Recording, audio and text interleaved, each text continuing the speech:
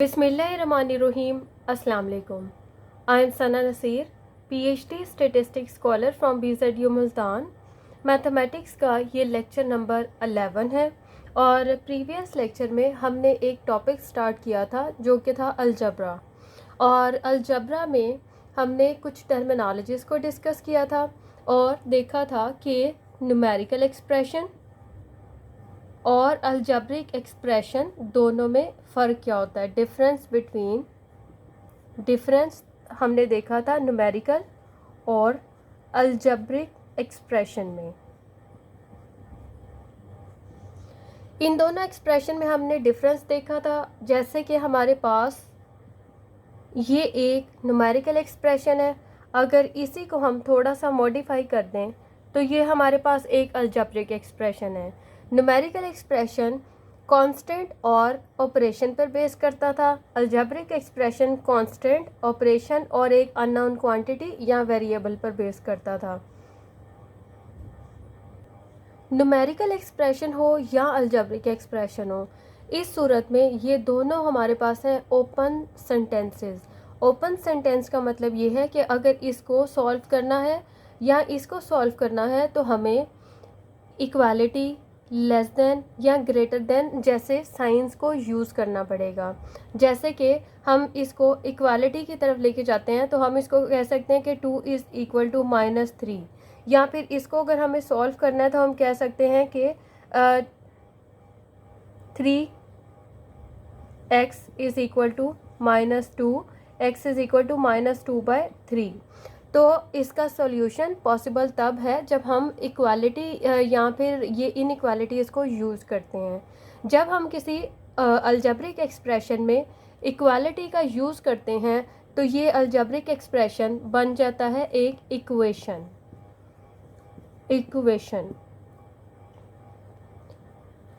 Any algebraic expression containing equality symbol, यानी ये वाला सिंबल, विद 1 और मोर वेरिएबल्स, जैसे एक वेरिएबल ये हो सकता है, ये हो सकता है, या हमारे पास कोई भी वेरिएबल्स हो सकते हैं, ये भी हो सकते हैं या फिर ये हो सकते हैं। एक इक्वालिटी का सिंबल और 1 और more variables is known as equation. जैसे हमारे पास एक इक्वेशन की फॉर्म ये है और एक इक्वेशन की फॉर्म हमारे पास ये है। इक्वेशंस के बहुत सारे टाइप्स होती हैं, जिसमें से बहुत ही इनिशियल और कॉमन टाइप्स जो है वो हैं लीनियर इक्वेशंस, क्वाड्रेटिक इक्वेशंस और क्यूबिक इक्वेशन। लीनियर इक्वेशन इस तरह की इक्वेशन होती है जिसमें हमारे पास जो वेरिएबल इन्वॉल्व होता है उसकी मैक्सिमम पावर 1 होगी। जैसे कि ये इक्वेशन, इसमें हमारे पास वेरिएबल जो इन्वॉल्व है वो है x, इसकी पावर क्या है 1। अगर तो इक्वेशन में कोई वेरिएबल इंक्लूड है और उसकी पावर 1 है तो फिर मतलब मैक्सिमम पावर 1 होनी चाहिए, तब हमारे पास ये इक्वेशन कहलाएगी लीनियर इक्वेशन। सेकेंड टाइप है क्वाड्रेटिक इक्वेशन। क्वाड्रेटिक इक्वेशन ऐसी इक्वेशन होती है जिसमें जो हमारे पास इक्वेशन में वेरिएबल इंक्लूड है उसकी मैक्सिमम पावर 2 हो। जैसे हमारे पास यहाँ एक वेरिएबल है x का स्क्वायर और एक वेरिएबल है x। अब यहाँ पर हमारे पास इसकी पावर है 1। अगर तो ये इक्वेशन होती इतनी, ये वाला पोर्शन, तो ये कहलाती एक लीनियर इक्वेशन। लेकिन चूंकि इस इक्वेशन में ये वाला पोर्शन भी अटैच हो रहा है तो इसमें पूरी इक्वेशन में वेरिएबल की मैक्सिमम पावर वाला जो वेरिएबल है वो है 2। ऐसे इक्वेशन को हम कहते हैं क्वाड्रेटिक इक्वेशन। थर्ड हमारी जो टाइप है वो है क्यूबिक। क्यूबिक का मतलब है ऐसी इक्वेशन जिसमें वेरिएबल की मैक्सिमम पावर हो 3। अब यहाँ पर हमारे पास जनरल फॉर्म्स हैं ये, लेकिन जब हमारे पास एक्चुअल इक्वेशन होंगी तो ज़रूरी नहीं है कि वो जनरल फॉर्म में ही मौजूद हों। जैसे कि हमारे पास कोई इक्वेशन हो सकती है 2x इज़ इक्वल टू 0, तो ये हमारे पास एक लीनियर इक्वेशन होगी। हालांकि इसमें ये वाला पोर्शन कांस्टेंट जो है ये b, ये है कांस्टेंट, ये इंक्लूड नहीं है। पहले हम ये देख लेते हैं कि हमारी ये जो इक्वेशन है, ये जो इक्वेशन हमने लिखी है ax प्लस b। अब इसमें ये जो b है ये एक कांस्टेंट है और ये a जो है ये एक कांस्टेंट भी है और ये एक कोफिशिएंट भी है। कॉफिशेंट भी है, और ये एक्स हमारे पास जो है ये है वेरिएबल। ठीक है, तो हमारे इक्वेशन, और ये हमारे पास है ऑपरेशन। ठीक है, और ये हमारे पास बन गया है कांस्टेंट। अगर हमारे पास ये हमारे पास फॉर्म है तो इसका मतलब ये है लीनियर इक्वेशन। अब हम क्या कर सकते हैं, सपोज जैसे हमने लिखा था 2x इज़ इक्वल टू 0। अब यहाँ पर हमारे पास कोई भी कांस्टेंट शामिल नहीं है। ठीक है, तो इस फॉर्म में ये हमारे पास है लीनियर इक्वेशन, क्योंकि ये जो वेरिएबल है इसकी मैक्सिमम पावर है 1। अगर हम लिखते हैं x इज़ इक्वल टू 0 तो ये भी एक लीनियर इक्वेशन है। अगर हम लिखते हैं कि x इज़ इक्वल टू 47 तो ये लीनियर इक्वेशन है। इसी तरह अगर हम लिखते हैं 2/3 x plus 40/3 is equal to 0। अब यहाँ पर एक ही वेरिएबल इंक्लूड है और उस वेरिएबल की पावर है 1। अगर सपोज इसी को हम एक्सपेंड कर दें, हम कहें कि x प्लस, अब यहाँ पर ये वेरिएबल है, इसकी पावर भी 1 है, इस वेरिएबल की पावर भी 1 है, तो ये भी एक लीनियर इक्वेशन है। मतलब ये कि हमारे पास जो लीनियर का जनरल फॉर्म है वो है ये, लेकिन ज़रूरी नहीं है कि जो हमें इक्वेशन मिलेगी वो जनरल फॉर्म में ही होगी। तो हमें चेक कैसे करना है, वो ऐसे करना है कि वेरिएबल की पावर अगर 1 है तो वो लीनियर है, अदरवाइज़ वो लीनियर नहीं, कोई और ट्रेंड है। अब हम चलते हैं सेकेंड टाइप की तरफ, और वो सेकेंड टाइप हमारे पास है क्वाड्रेटिक इक्वेशन की। पहले हम क्वाड्रेटिक इक्वेशन की जनरल फॉर्म को समझते हैं। जनरल फॉर्म में हमारे पास है a x का square plus bx plus c is equal to 0। अब यहाँ पर ये हमारे पास है कांस्टेंट, ये हमारे पास वही कोफिशिएंट, या फिर आप इसको कांस्टेंट कह दें। ये भी हमारे पास कोफिशिएंट, या फिर आप इसको कांस्टेंट कह दें। ठीक है, ये हमारे पास है वेरिएबल विद पावर 1। ठीक है, और ये भी हमारे पास है वेरिएबल विद पावर 2। ठीक है, और उसके बाद ये हमारे पास इक्वालिटी का साइन है, और ये हमारे पास है ऑपरेशंस। ठीक है, ये हमारी है क्वाड्रेटिक इक्वेशन। अब हमारे पास इस इक्वेशन का जनरल फॉर्मेट है ये, लेकिन एक्चुअल में हमारे पास जो क्वाड्रेटिक इक्वेशंस आएंगी हो सकता है वो भी जनरल फॉर्म में ना हो। तो हमें चेक कैसे करना है, अगर उसमें कोई ऐसा वेरिएबल मौजूद है जिसकी मैक्सिमम पावर 2 होगी तो फिर वो होगी क्वाड्रेटिक इक्वेशन। हम कुछ यहाँ पर फर्जी इक्वेशन अज्यूम करते हैं, जैसे कि x square is equal to 0, ये एक क्वाड्रेटिक इक्वेशन है।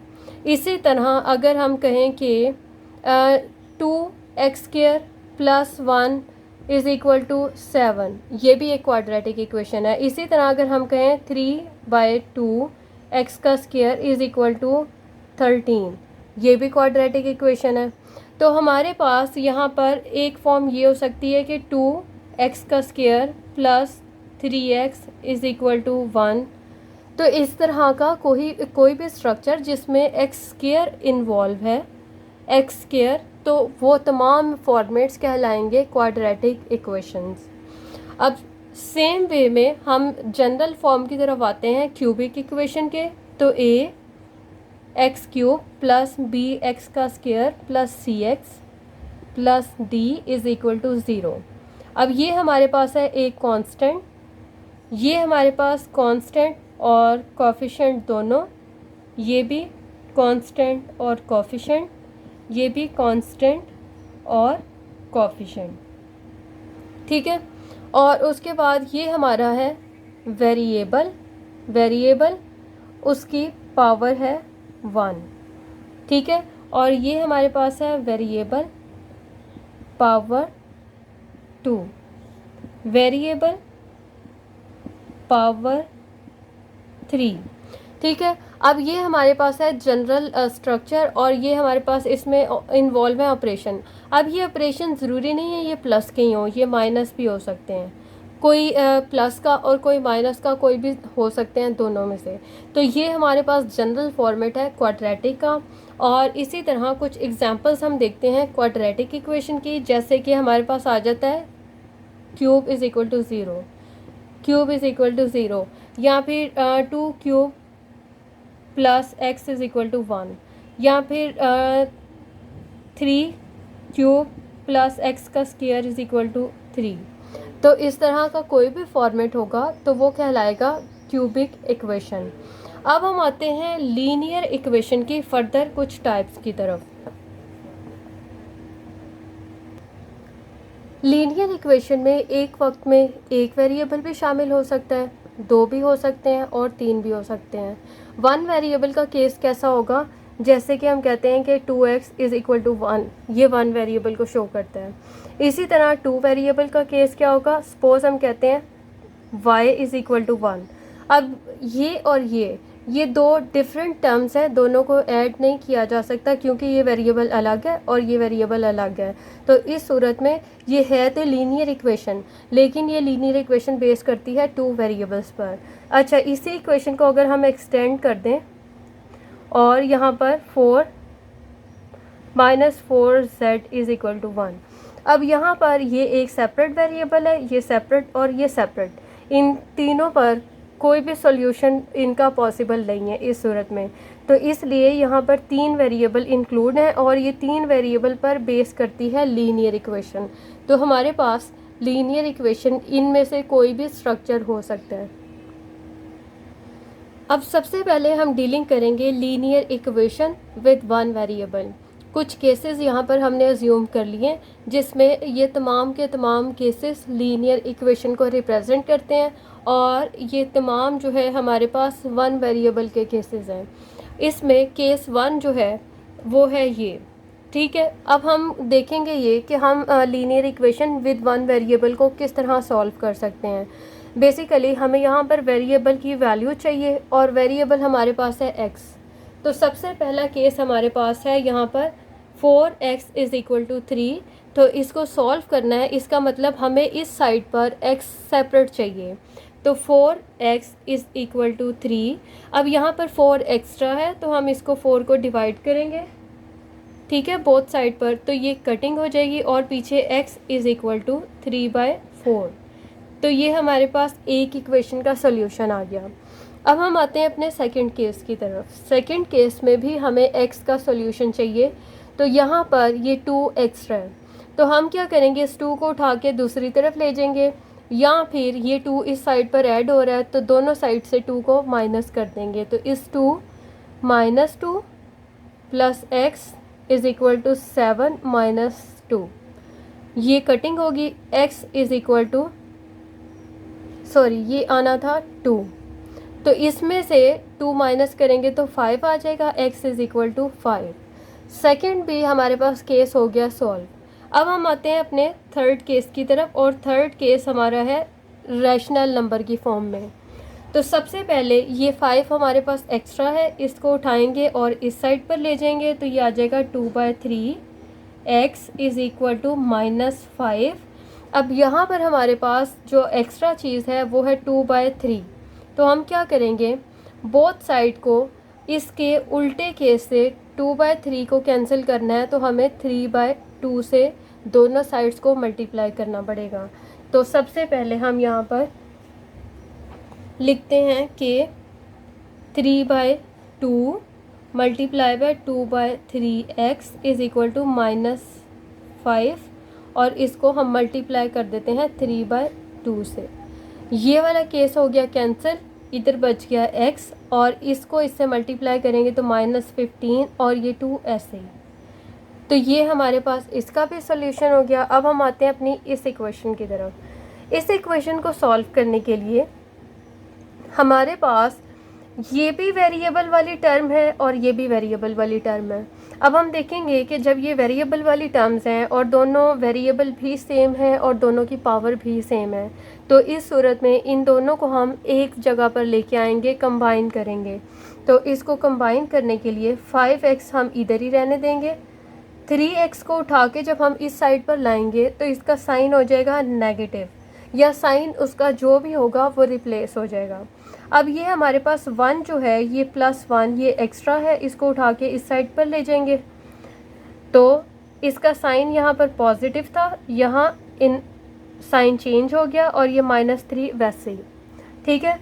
अब इन दोनों को हमें क्या करना है, 5 में से माइनस करेंगे 3 तो बच जाएगा 2x is equal to -4, minus minus plus हो जाएगा और 4।